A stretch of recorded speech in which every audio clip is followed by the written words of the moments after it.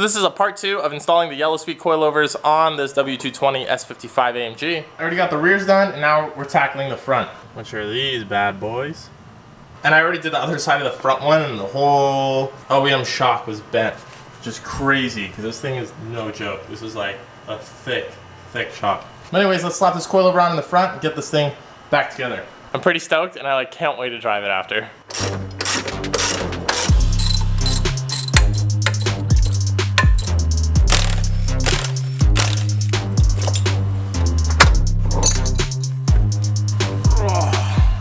Big ol' hunk of junk.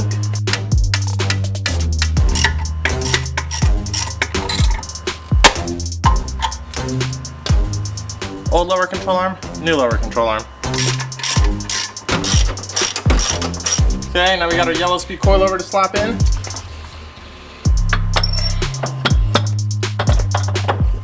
Pretty much installed. Got the new arm in, got the bottom of the coiler mounted up, top of the coilover in. I haven't set the ride height yet, and neither have I done it on the other side. I'm gonna wait for it to sit on the ground and then kind of like see where exactly it's sitting, and then either raise or lower it from there. But yeah, the fronts are pretty easy. Now what I gotta do though, so I gotta take the stock shocks over here, which are hydraulic, cut off the fittings, and then weld them shut.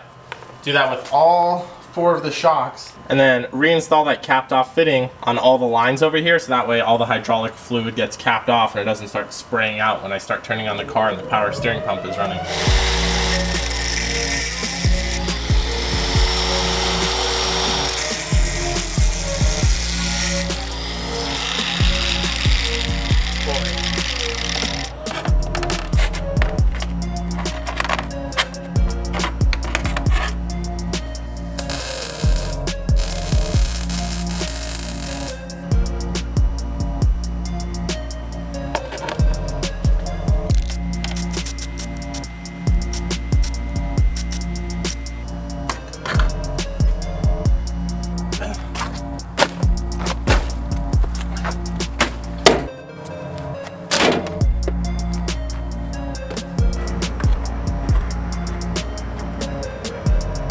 Got the welded fitting painted up. Just gonna shove it in over here. So we got the coilover in. As you can tell, I haven't locked down the height adjustment yet. I'm gonna wait to put the car on the ground, see how it sits, and then adjust from there. Got that one welded up fitting put into the hydraulic line over here, so that's capped off. And just snap a wheel on it and lower it. Moment of truth.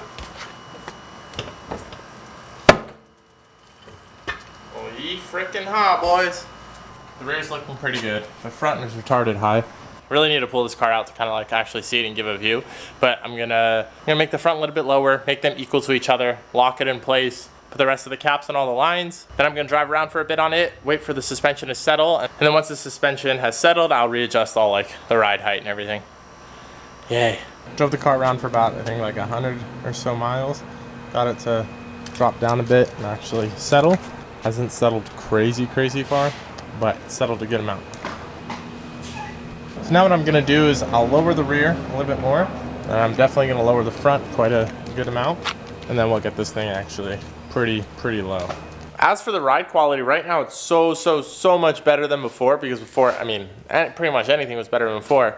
It's definitely so much better. Just off the bat, besides ride quality, it definitely does feel like coilovers though, because my dad also has a W220 S430 with aromatic suspension, and that car rides extremely smooth. So this is definitely like, you could, if you're coming from like a stock class S-Class with like the working aromatic suspension and everything, this is definitely going to be like a noticeable change that you now have coilovers on it. They have really nice ride quality and honestly not that stiff.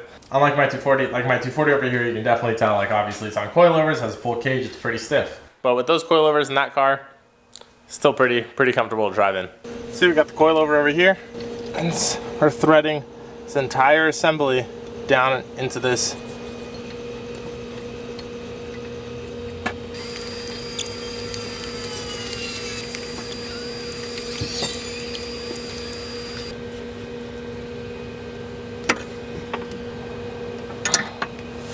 There we go. So, got the height adjusted to where we want it to. The collars are now tightened on the bottom, so we are good. I feel like I might have lowered it too much.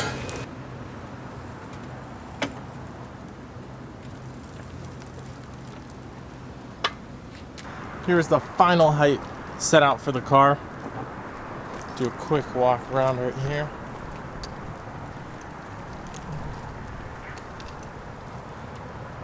It's pretty good. I didn't end up adjusting the rear at all. I kind of left it to where I initially had set it. I lowered the front a little bit more, so it has a little bit of forward rake. As you can tell.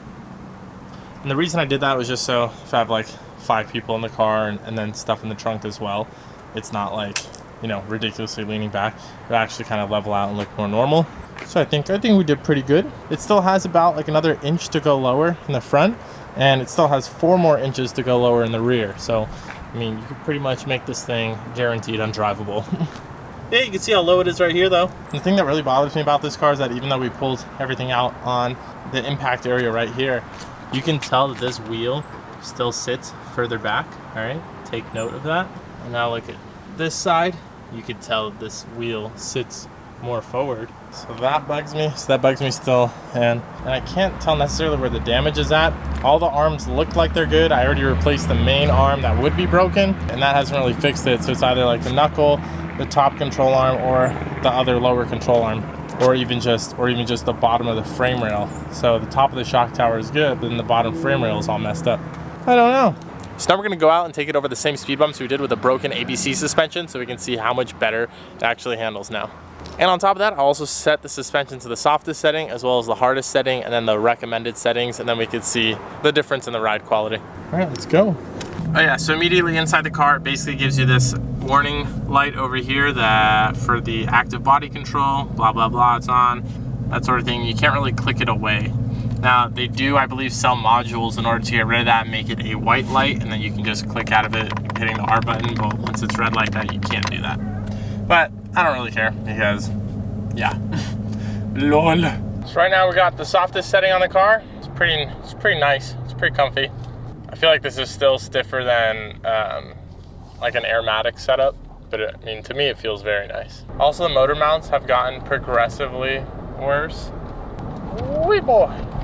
Oh, there's a person walking in the middle of the fucking road. I'm gonna come up to a little dip over here. I'm gonna slow down just because the car is low, but railroad tracks, not bad. Now I'm gonna pull into the parking lot, try and find some speed bumps. Oh, there's a speed bump. Woo! Buttery. Feels like a normal car going over a speed bump now. Have to go sideways though, of course, because I'm pretty sure this is gonna bottom out now, because like the speed bump is higher than the front lip of the car. Definitely just heard it scrape. Okay, speed bump test definitely passed. Whoops, I went the wrong way. I'm gonna make this suspension as stiff as I can, and we'll see how it does. So to adjust damping, we have soft going counterclockwise, harder going clockwise. Insert it into the top of the coilover. And just start going. There we are. Just gotta repeat that with all 4 now. Full hard now. We're gonna go over this speed bump sideways. It's definitely stiffer, but I mean, not even really noticeable. It's less plush when you're just doing normal driving, but it's not even crazy. I know what, dude, I like reading reviews on doing coilovers on W220, and everybody's like, so stiff, ride is unbearable now.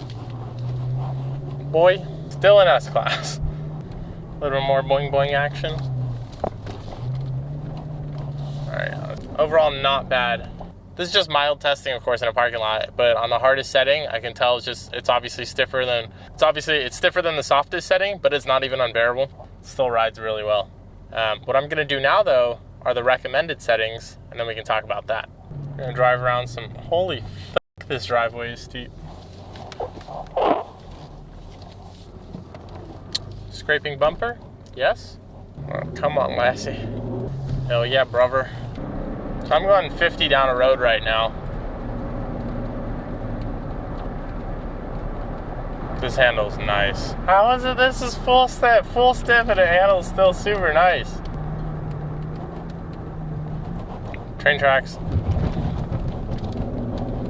Dude, this thing rides. So good for being full hardness. Now I'm gonna use the recommended settings. So we're on the recommended settings now, which is 12 clicks from soft up front and 8 clicks from soft in the rear. Like, I feel like with the amount of maintenance that's required on either the ABC setup or even the Airmatic setup, it's worth it to switch to coilovers. It took me 20 minutes to set the ride height how I wanted it to. This can change how soft or stiff the suspension is. Once you put it on the car, you're pretty much headache free. So much easier. She handles pretty good. Let's go get some boys. Just kidding, it's all residential. That don't mean you can't speed. It's only illegal if you get caught. Well, needless to say, that test went pretty well. Been driving it around. Definitely handles much, much better than it did. And these coilovers do put in some work, that's for sure. Skrrr, boys. There we have it. The coilovers are installed. I'd say 10 out of 10. Very happy with them. Smooth ride, lots of adjustability, simple install. Can't really ask for more. If you guys want to know more about these coilovers and check them out for yourself, just check out Yellow Speed Racing. But yeah, other than that, now we get to work on the Miata project finally, which I'm so much happier working on compared to this Mercedes, because I'm not a fan of this Mercedes, honestly. Subscribe if you're not already subscribed, and if you are already subscribed, make sure you have notifications on. Other than that, follow me on Instagram, offbeat_garage, as well as check out the store, offbeatgarage.com. Anyways, I'll see you guys in the next video. Bye!